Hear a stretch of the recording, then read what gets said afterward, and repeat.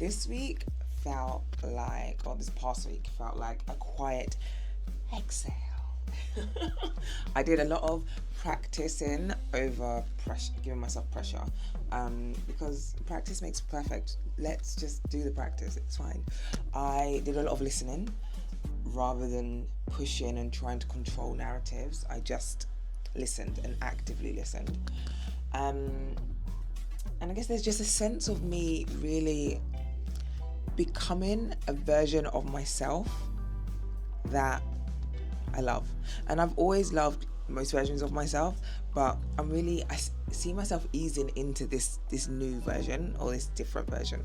So yeah, I'm ready for whatever it is. I'm gonna call this one Ease, Evolution, and Enough. Ta-da!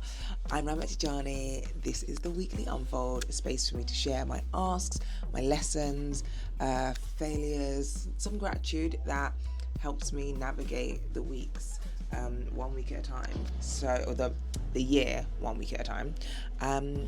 Let's unfold this past week.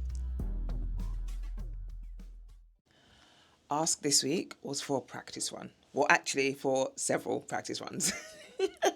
We had a big presentation at work and we'd scheduled in one practice run. But I know myself and I really wanted to make sure that we were as prepared as possible. So I asked my colleague if we can do a few extra practice runs. It gave me a chance to practice a few things. One, how to say her name correctly, because I've never had to say her full name. I've only ever had to say her first name. And I was introducing us as a pair, and I wanted to be able to give her, like, to say her name correctly. So I needed to practice that. Got it right on the day.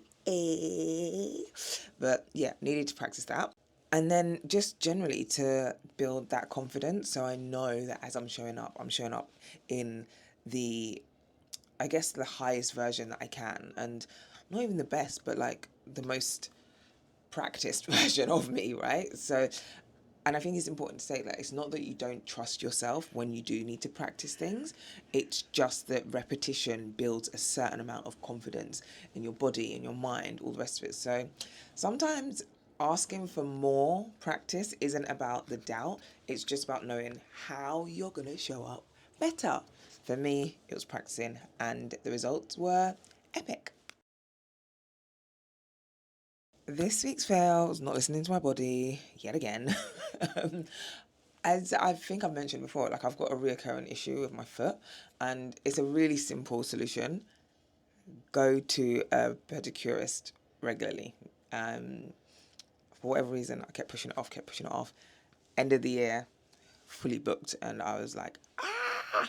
But I did manage, and she's fully booked because she's great. But anyway, I did manage to get a session with her, and I've actually just come back from that. My feet feel delightful. It's like I'm walking on clouds. And yeah, it was just a reminder that I need to almost diarize my appointments and like booking my appointments, because if I don't listen to the signals that my body is showing me, then I'm the one that's going to suffer. No one else, just me. And it's not fun. It's not fun at all. I feel like I'm becoming someone that I genuinely like. And I'm stepping into a version of myself that I really, really enjoy. And I've always, to be fair, loved the versions of me. And so it's not that the older versions aren't worthy, because they absolutely are. And they absolutely got me to where I am today. But I'm just different now. And I guess life has shaped me, experiences have refined me into the version of me that I'm now showing up as. And I'm really allowed to own that evolution without apologizing for it. I'm allowed to own it, and I love that for me. So here's to evolving, and here's to easing into being enough and loving that.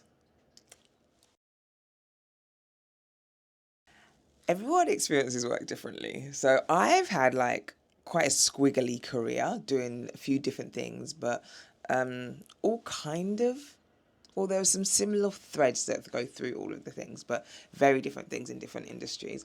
And I met someone this past week that has been in exactly the same role for over a decade, and she loves it. And it was so interesting to like hear her perspective. Like, she's got no desire to move on. She's not like, yeah, she's just at peace, and with like she's really joyful about the people she gets to meet in her role, because she meets loads of different types of people. And it just reminded me, like, there's no universal right way to experience work, or what fulfills you, or what fulfillment looks like. What fulfills her is going to be always going to be different to what fulfills me. But who am I to judge whether like her fulfillment is right or wrong? I'm not. So yeah, it was just a reminder that like everyone experiences their thing in their way, and yeah, it's all good. It's all good.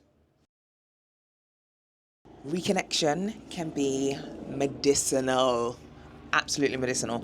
I went to a dinner that was with people that I had traveled with to Ghana early on in the year, and it was at the back of the pretty rough-ish week, and so it was just great. It was great to laugh. It was great to be understood. It was great to be held. It was great to be just in a place of ease. Like, I literally felt my shoulders drop as I kind of saw everyone. We hugged and we kikied. So yeah, my Ghana ladies, some people just don't need an explanation. They're like a balm, and I needed that soothing balm. So yeah, just by being present, I think it's important to remember like reconnections can be medicinal. And I love that for me and for everyone else, obviously. Lots of gratitude and thanks to experts that understand me. So I'm one of those people, I don't need to know everything. I trust people that do know their thing, whatever their thing might be. So if it's like facilities, I've got a great friend who's like a facilities director. I don't know anything about facilities. That's her thing. Fantastic. Do you, boo? I know nothing about interiors, not particularly interested in it, but I do want to zhuzh up my space a little bit. And so I spoke to my friend Annette, and she's just built a villa in Ghana. She's sick. She's actually sick, but she has done like interior design in the past, and she just gets it. So I love like connecting with people who just get it. She understood and could take like my pretty vague ideas and translate it into something tangible that makes sense. So big up to Annette for that. She's stepping in a way that I can't, and I'm also allowing her to do so, which I think is helpful when you're kind of trying to figure stuff out. So yeah, here's to people that are trusted sources in the work that they do. Big up your chest. Feeling super grateful for people that are able to step in when I can't. Um, I've learned and been reminded more and more this year that I have to be honest with my limits.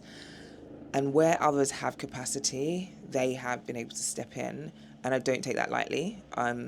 I thank them and appreciate them more than I probably say.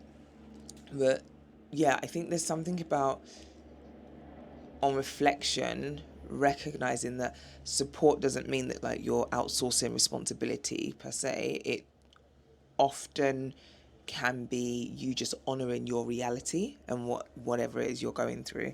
So yeah, just feeling thankful and grateful to people that have been able to step in where I can't. um love you lots. I am very thankful to I think it's about 10 young ladies that joined me for a session on communication skills and emotional intelligence earlier on in the week. Um, I hosted this session as part of a mentoring piece for a charity that I sit on the board of trustees for, and the young ladies were fantastic. They were great. And to be honest with you, like as we were going through the activities and as I was going taking them through the session, a lot of them were, you could see that they had quite high IQs anyway. EQs, not IQs. They may have had great IQs too, but we were looking at emotional intelligence. And they engaged, they showed up for themselves, and I just really enjoyed it. Like, I had an absolute blast. So, big up to those girls, and thank you very much. Thanks to the Belle Eve team for having me host. I really, really enjoyed it. So, looking forward to the next one.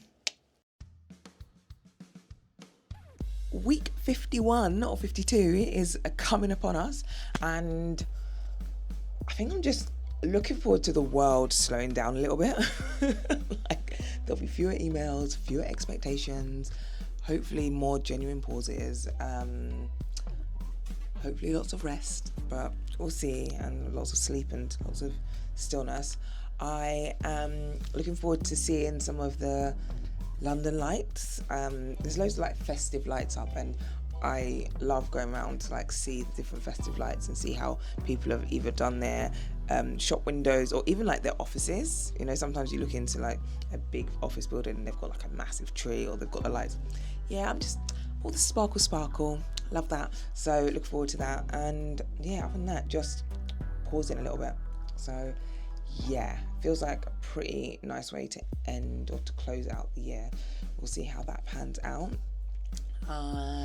Thank you for watching, and as always, stay out of trouble. Unless it's good trouble, in which case, go wild.